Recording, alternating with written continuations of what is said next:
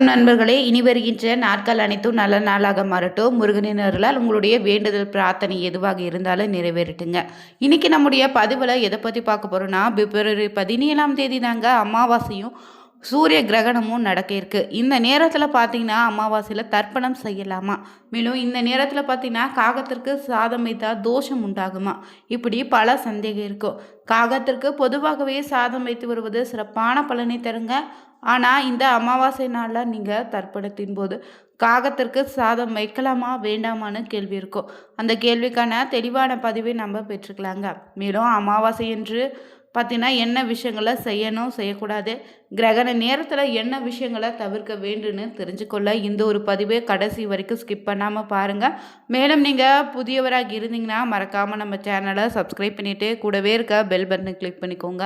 தனிப்பட்ட முறையில் உங்கள் ஜாதக ரீதியாக இருக்கக்கூடிய பிரச்சனைக்கு சரியான ஒரு பரிகாரத்தை பெற்றுக்கொள்ள நினைத்தா வீடியோவில் பார்த்தீங்கன்னா டிஸ்கிரிப்ஷனில் ஃபோன் நம்பர் கொடுத்துருக்கோம்.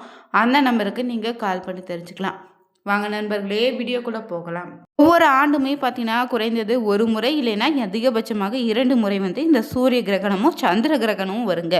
இதில் சூரிய கிரகணம் பார்த்தீங்கன்னா அமாவாசை என்று தோன்றக்கூடிய ஒரு நிகழ்வு.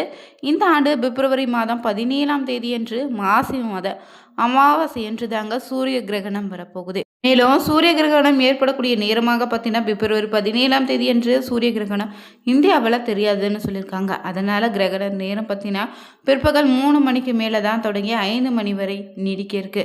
இதனால் மாசி மாத அமாவாசை அன்று கிரகணத்தை எந்த பாதிப்பு இல்லைங்க. நீங்கள் பார்த்தீங்கன்னா நீங்கள் கிரகண நேரத்தில் சில விஷயங்களை கடைபிடித்தாலே போதும். இந்த சூரிய கிரகண நேரத்தில் பார்த்தீங்கன்னா கிரகண தோஷம் ஏற்படுவதை தவிர்க்க சாப்பிடக்கூடாதுன்னு சொல்லுவாங்க.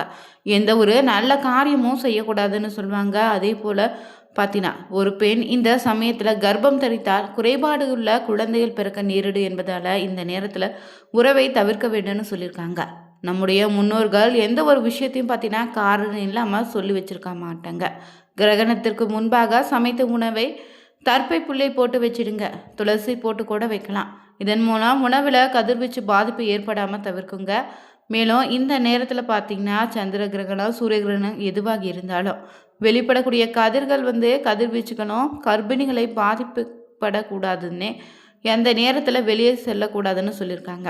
முக்கியமாக இதில் கர்ப்பிணி பெண்கள் கிரகண நேரத்தில் சாப்பிடாதீங்க, தண்ணீர் குடிக்காதீங்க, வீட்டில் சமையல் செய்யாதீங்க, நகம் வெட்டாதீங்கன்னு பல சாஸ்திரங்களில் சொல்லப்பட்டிருக்கு.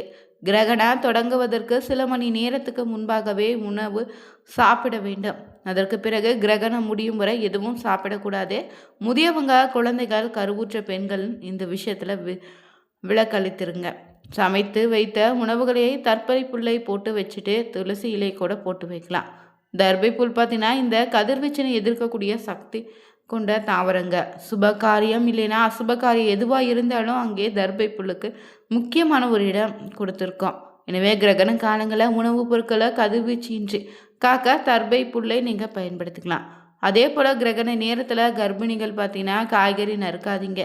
மேலும் மீறி செய்தால் அவங்களுக்கு பிறக்கக்கூடிய குழந்தைகளுக்கு முதற்றில் அன்னப்பிளவு பாதிப்பு ஏற்படும்லாம் சொல்லுவாங்க.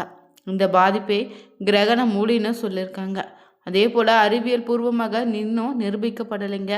இருந்தாலும் கர்ப்பிணிகள் ரொம்ப பத்திரமாக இருங்க. கிரகண காலத்தை வீட்டில் இருந்தபடியே இறைவனை வணங்குவதோடு இறைப்பாடல்களை பாராயணம் செய்வது சிறப்பான பலனை கொடுக்கும். அதே போல் இந்த நேரத்தில் பார்த்திங்கன்னா சூரியன் இல்லைன்னா சந்திரனுடைய இருந்து வரக்கூடிய ஒளிக்கதிர்கள் தடுக்கப்படுவதால் செயற்கையான இருட்டு ஏற்படுதுங்க. இதன் காரணமாக பூமியில் வாழக்கூடிய உயிரினங்கள், தாவரங்கள் பாதிக்கப்படையும்.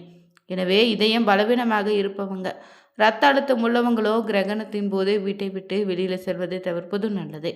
அதே போல் கிரகண காலத்தில் உடலில் எண்ணெய் தேய்ப்பது செயல்களை செய்யறது. இந்த சூரிய கிரகணம் பார்த்தீங்கன்னா அமாவாசை நாளோடு இணைந்து வந்திருக்கு. இந்த அமாவாசை நாளில் முக்கியமான ஒரு விஷயம் என்னென்னா காகத்திற்கு உணவு வைப்பது தாங்க. மற்ற ஜீவராசிகளை விட இந்த காகத்திற்கு முக்கியமாக ஏன் நம்ம அமாவாசை தினத்தில் உணவளிக்க வேண்டும்னு சொல்லியிருக்காங்கன்னு தெரிஞ்சுக்கலாம். மறைந்த நம்முடைய பெற்றோரும் மூதாதையரும் மனதில் பார்த்திங்கன்னா நினைத்து கொண்டு அமாவாசை நாளில் ஆறு, கடல் போன்ற புனித நீர்நிலைகளை நீராடி மூதாதையர்களுக்கு தர்ப்பணம் செய்ய வேண்டும். இதற்கு உகந்த நேரம் மதிய நேரம் தாங்க. அதே போல் இந்த நாளில் புரோகிதர் மூலமாக தர்ப்பணம் செய்வது ரொம்ப நல்லது. தர்ப்பணம் முடிந்ததும் முன்னோர்களுக்கு படையல் போட்டு வழிபட வேண்டும். பிறகு முன்னோருடைய பிரதிநிதியாக இருக்கக்கூடிய காகத்திற்கு உணவு தர வேண்டுங்க. உயிரினங்களில் கூடி வாழ்ந்து சேர்ந்து உண்ணக்கூடிய வழக்கமுள்ள ஒரு உயிரினம்னா அது காக்கை இனம் மட்டும்தான். அப்படிப்பட்ட உயர்ந்த ஜீவனான காகத்திற்கு உணவிடுவதன் மூலம் பித்தர்களுடைய ஆசையை நம்ம பெறலாம். மேலும் காகத்திற்கு அமாவாசை தினத்தில் உணவளிப்பது சிறப்பான பலனை ஏற்படுத்தி தருங்க. உங்களுடைய தாய் தந்தையர் மனைவி தாத்தா பாட்டின்னு பார்த்தீங்கன்னா திதி தேதி தெரியாமல் கூட திதி கொடுப்பாங்க பல பேர் இருப்பீங்க. அப்படிப்பட்டவங்க பித்ரு தோஷம் ஏற்பட்டு வீட்டில் எந்த நல்ல காரியமும் நடக்காமல் கஷ்டத்திற்கு மேலே கஷ்டம் ஏற்பட வாய்ப்பு இருக்குது. இதனால் அவங்க எல்லாம் பார்த்திங்கன்னா இந்த மாசி மாத அமாவாசை என்று தர்ப்பணம் திதி கொடுத்தீங்கன்னா முன்னோர்களோட ஆசையோடு பார்த்திங்கன்னா அருளும் உண்டு. இதிலோ 7 ஜென்மத்துக்கு முன்னோர்களுக்கு ஒரு சேர அந்த குடும்பத்தினரை வாழ்த்துவாங்களாம். இந்த மாசி மாத அமாவாசை என்று பார்த்திங்கன்னா இந்த நாளை பலர் வெங்காயம் பூண்டு உள்ளிட்டவைகளை சேர்க்காம சமைத்து சாப்பிடுங்க. மேலும் இந்த நாளை காகத்திற்கு உணவு அளிப்பதால் நமக்கு ஏற்படக்கூடிய பலன்கள் என்னென்னு தொடர்ந்து பார்க்கலாங்க. காலையில் உணவு அருந்துவதற்கு முன்னாடியே முதல்ல காகத்திற்கு உணவு வைத்த பிறகே சாப்பிடக்கூடிய பழக்கம் பலருக்கு உண்டு. இதற்கான காரணம் என்னன்னு தெரியுமா? காகத்திற்கு ஏன் நம்ம உணவளிக்க வேணும்னு சொல்லிட்டே போகலாம். காகத்திற்கு சனி பகவானின் வாகனம் சொல்லலாம். ஏன்னா யமலோகத்தில் வாசல்ல காத்திருக்கக்கூடிய யமனின் தூதுவனாகவும் காகம் இருக்குதுங்க. நம்ம சாப்பிடுவதற்கு முன்னாடியே ஒரு கைப்பிடி அளவாவது உணவை காகத்திற்கு வைக்க வேண்டும்னு நம்முடைய முன்னோர்கள் சொல்லியிருப்பாங்க. நம்முடைய முன்னோருடைய ஆத்மாவும் பார்த்தீங்கன்னா இறந்த பிறகு தன் வசித்த இடத்துக்கு திரும்பி வரும்போது பார்த்திங்கன்னா காக்கை ரூபத்தில் தான் வரும்னு சொல்லியிருக்காங்க. அதனால் காகத்திற்கு நம்ம சாதம் வைப்பது ரொம்ப ஒரு முக்கியமான விஷயம். இதே தினமும் நாம் செய்ய முடியலனா கூட இந்த மாசி மாத அமாவாசை என்று பார்த்திங்கன்னா சூரிய கிரகணம் பார்த்திங்கன்னா மாலை 3 மணிக்கு மேலே தான் தொடங்குது. அதற்கு முன்னாடியே நீங்கள் தவறாமல் இந்த நாளில் காகத்திற்கு உணவு வைத்திடுங்க. மேலும் இந்த நாளில் பார்த்திங்கன்னா முன்னோர்களுடைய பெயரை சொல்லி அவங்களுக்கு எள்ளும் தண்ணீரும் வைத்து படைத்து வழிபடணும். அப்போது தான் அவங்களுடைய மனமும் வயிறும் குளிர்ந்து நமக்கு ஆசி வழங்குவாங்க. அவங்களுடைய ஆசையால் தான் நாம் இங்கே நிம்மதியாக வாழ முடியுங்க. அதற்கு நன்றி செலுத்தும் பொருட்டு தான் இந்த நாளில் தவறாமல் காகத்திற்கு உணவளிக்க வேண்டும்னு சொல்லியிருக்காங்க. காகத்திற்கு நம்ம உணவளிப்பதால் பார்த்தீங்கன்னா வீட்டில் கணவன் மனைவி இடையே என பிரச்சனை ஏற்படாமல் அமைதியாக வாழ முடியும். காகம் பார்த்தீங்கன்னா சனீஸ்வர பகவானின் வாகனமாக இருப்பதால் காகத்துக்கு உணவளிப்பதன் மூலமாக சனீஸ்வரருடைய கேடு பலன்களை இருந்து நம்ம விடுபடலாம். இறைவனுடைய பரிபூர்ண அருளும் உண்டு. அதே போல 7 சனி நடக்கும் காலத்தில் காகத்திற்கு நம்ம கலந்த சாதம் வைப்பதன் மூலம் 7 சனியினுடைய தாக்கம் குறைய தொடங்கும். காகத்திற்கு உணவளிக்கும் போது நீங்கள் உங்கள் வீட்டை சுற்றி இருக்கக்கூடிய பூச்சி புழுக்களையும் இறந்து கிடந்தால் அது சாப்பிடும். இதனால் நோய் தொற்றுகளை இருந்து எதுவுமே ஏற்படாமல் உங்களை பாதுகாக்குங்க. அதே போல் காகத்திற்கு உணவளிக்கும் போது தன்னுடைய கூட்டத்தை அழைத்து வந்து தான் உணவை பகிர்ந்து உண்ணும். இதை பார்க்கும்போதே நமக்கும் பார்த்திங்கன்னா காகத்தை போல ஒற்றுமையாக வாழ வேண்டும்னு நமக்கு சொன்னதுங்க. அதே போல் காகத்திற்கு நீங்கள் உணவு மட்டும் தவிர மிக்சர் திராட்சை இனிப்பு பிஸ்கெட் போன்றவற்றை கூட தினமும் வைக்கலாம். குடும்பத்தில் இதனால் நல்ல அந்யோன்யம் பிறக்குங்க.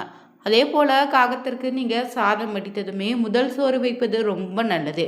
சாப்பிட்டு கொண்டிருக்கும் போது காகம் கரைந்துச்சுன்னா எச்சில் சாதத்தை எடுத்து சென்று வைக்காத, கையை கழுவி கொண்டு பிறகு நீங்கள் புதிய சாதத்தை காகத்திற்கு வைப்பது நல்லதுங்க.